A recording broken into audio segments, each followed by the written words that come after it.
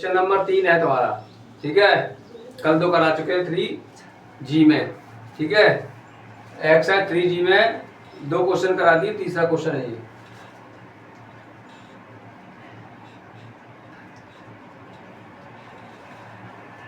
एक पुस्तक विक्रेता है, ठीक है। अब विक्रेता किसे बोलते, जो क्या करता है, चीज को बेचता है, ठीक है। तो एक पुस्तक विक्रेता ने अपनी पुस्तक 24 रुपए में बेचकर, माने पुस्तक 24 रुपए में बेचकर उतने ही प्रतिशत लाभ उठाया जितने रुपए में उसने पुस्तक को खरीदा था। माने जितने रुपए में पुस्तक को खरीदा था, 24 रुपए में बेच के उसने उतने ही रुपए लाभ कमाए जितने रुपए में पुस्तक को खरीदा था, ठीक है। तो पुस्तक का क्रय मूल्य ज्ञात करना है। क्रय मूल्य क्या होता है? जिस मूल्य पर वस्तु क्या करी जाती है, खरीदी जाती है।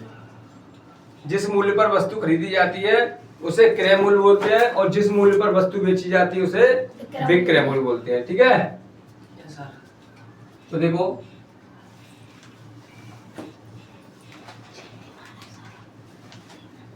माना क्रय मूल्य बराबर एक्स। क्रय मूल्य हमारा कितना है? एक्स है, ठीक है। और विक्रय मूल्य कितना दे रहा है? विक्रय मूल्य बराबर 24 रुपए, क्योंकि 24 रुपए में पुस्तक उसने बेची थी, ठीक है। तो लाभ निकालो। लाभ बराबर 24 माइनस के एक्स, क्योंकि लाभ का सूत्र क्या होता है? लाभ बराबर विक्रय मूल्य माइनस क्रय मूल्य, ठीक है। तो विक्रय मूल्य में से क्रय मूल्य घटा दिया, ठीक है।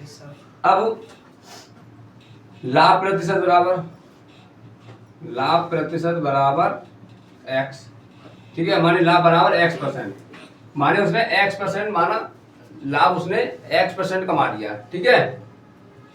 तो 100 पे लाभ कमाएंगे, 100% पर लाभ, 100 पर लाभ कितना होगा, ठीक है। अब 100 पर लाभ कितना होगा? x रुपए, ठीक है। x रुपए लाभ हुआ 100 पे। तो हम यहाँ 1 रुपए पे लाभ करेंगे, 1 पर लाभ बराबर x बट्टे 100। 100 पे किया, x आया, यहाँ 1 करेंगे तो अपॉन में चला जाएगा, ठीक है। आगे समझ में? अब देखो क्रय मूल्य हमारा कितना है? अब देखो x इंटू x अपॉन 100, लाभ कितना था 100 पे? x, 1 पे कितना लाभ था? x बट्टे 100 बराबर लाभ कितना है? 24 माइनस एक्स, ठीक है।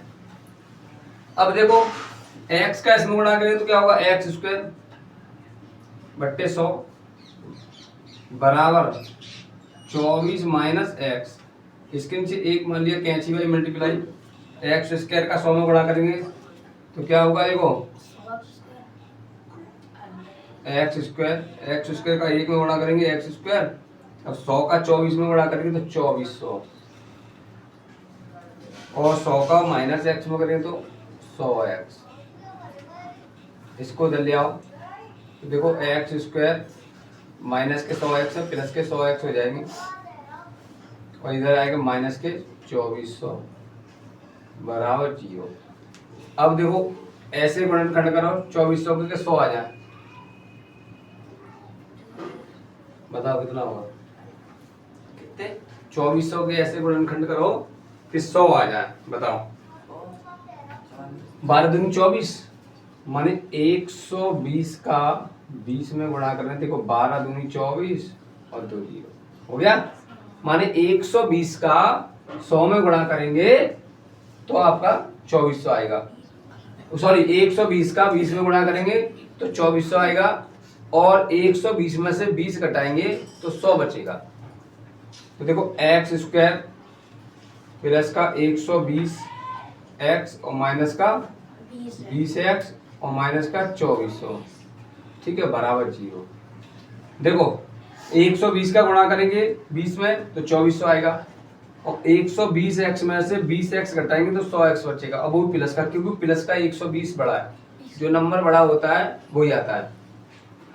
तो देखो एक्स स्क्वायर अब यहाँ से देखो, इसमें भी x है, इसमें दो दो पद बांट लो, ये दो हो गए, ये दो पद हो गए, इसमें x है, इसमें भी x है, तो x कॉमन ले लिया, तो यहाँ क्या बचा x, क्योंकि यहाँ पे दो घात है, x बाहर आ गई, एक x अंदर। अब x का भाग देंगे 120 में, तो x से x कट जाएगा, 120 बचेगा।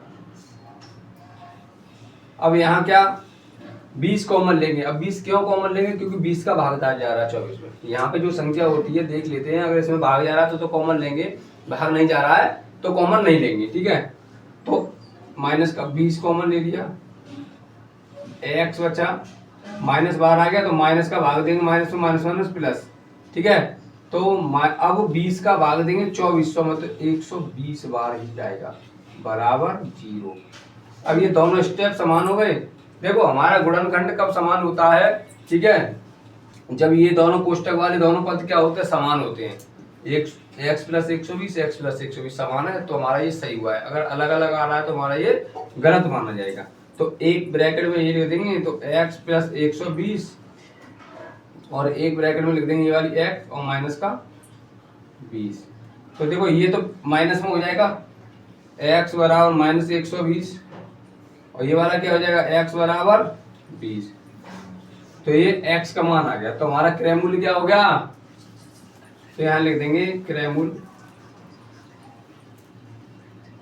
बराबर x और 20, x का मान 20।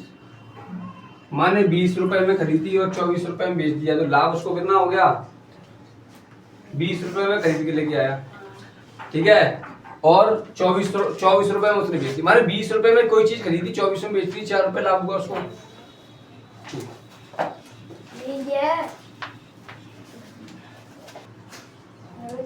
देखो क्वेश्चन नंबर 5, ठीक है, और इसमें सवाल उतारेंगे नहीं क्योंकि सवाल बड़े हैं, टाइम लगेगा उसमें ज्यादा, ठीक है।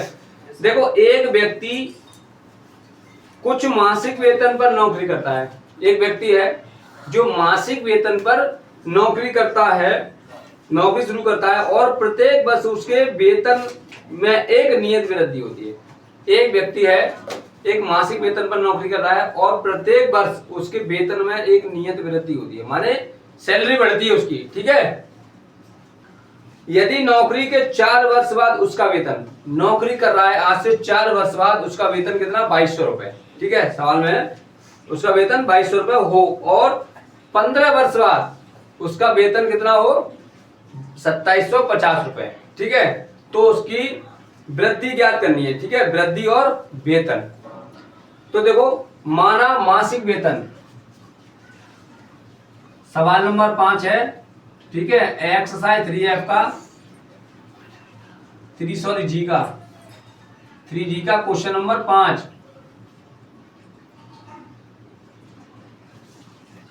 देखो माना मासिक वृद्धि,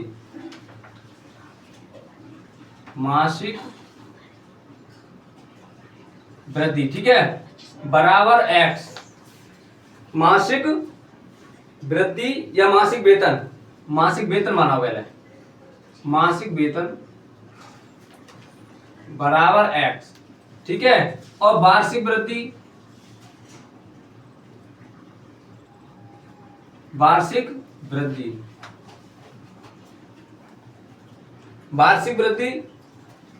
वृद्धि दे रहा है 22, ठीक है, वार्षिक वृद्धि 22। अब देखो ये कह रहा है 4 वर्ष बाद उसका वेतन कितना है, 2250। 4 वर्ष बाद माने 4 वर्ष माने साल बढ़ेंगे, तो देखो x प्लस 4y बराबर 2250, समीकरण नंबर 1। फिर कह रहा है 15 वर्ष बाद उसका वेतन कितना है, x प्लस 15y बराबर 2750 रुपए, समीकरण नंबर ये 2 हो गया, ठीक है। अब सवाल को समझ लो, ठीक है। एक व्यक्ति है जो मासिक वेतन पर नौकरी कर रहा है, मासिक नियत वेतन पर नौकरी कर रहा है, मतलब उसका एक वेतन निश्चित है, कितने वेतन पर नौकरी कर रहा है। अब उसकी जो वृद्धि होती है, ठीक है, जो वृद्धि होती है, अब वो कह रहा है 4 वर्ष बाद उसका वेतन कितना हो गया था, 2250, ठीक है, 2200 दे रहा है, 4 वर्ष बाद उसका वेतन 2200 हो जाता है, ठीक है, 4 वर्ष बाद। फिर 15 वर्ष बाद उसका वेतन हो जाता है 2750 रुपए। ठीक है, तो पूछ रहा है उसकी मासिक वेतन, मासिक माने महीने का वेतन कितना होगा और वार्षिक वृद्धि क्या होगी, माने महीने पर उसमें उसको कितने रुपए मिलते हैं और कितनी वृद्धि होती है साल में। ठीक है, तो देखो मासिक वेतन हमने क्या मान लिया x और वार्षिक वृद्धि हमने मान ली y। ठीक है, तो देखो 4 वर्ष बाद सैलरी कितनी है 2200 रुपए, तो मासिक पहले तो मासिक वेतन भी मिलेगा और 4 वर्ष बाद वृद्धि भी हो रही है। ठीक है, दोनों जोड़ जाड़ा कितना हो रहा है 2200। अब 15 वर्ष बाद दे रहा है मासिक वेतन पहले तो, फिर 15 वर्ष बाद वृद्धि जो हुई है 15 वर्ष में। ठीक है, और कितना मिला टोटल 2750 रुपए। तो देखो अब x से x कट गया, प्लस प्लस काटा है तो घटाने पर माइनस के वो सॉरी 4y और माइनस के 15y बराबर 2200 माइनस 2750। तो माइनस के 15 में से 4 गया, माइनस के कितने बचेंगे 11y बराबर 2750 में से 2200 घटाएंगे तो कितना बचेगा 550। ठीक है, माइनस का, और माइनस से माइनस कट गया, 11 से क्या बार कट गया y बराबर 50। अब y का मान समीकरण 1 में रखेंगे। ठीक है, क्या रखते हैं, देखो y का मान समीकरण 1 में, तो समीकरण 1 क्या है x प्लस y बराबर 2200।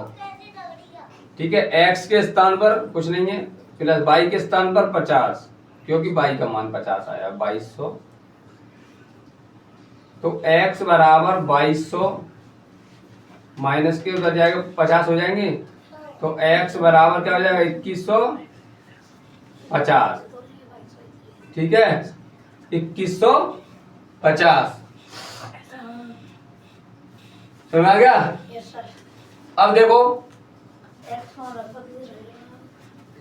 x का मान रख तो किया, एक नंबर वो y का मान रखा है समीकरण 1 में। ठीक है, समीकरण 1 हमने ये लिख दिया x प्लस के सॉरी 4y, यहाँ 4y आएगा।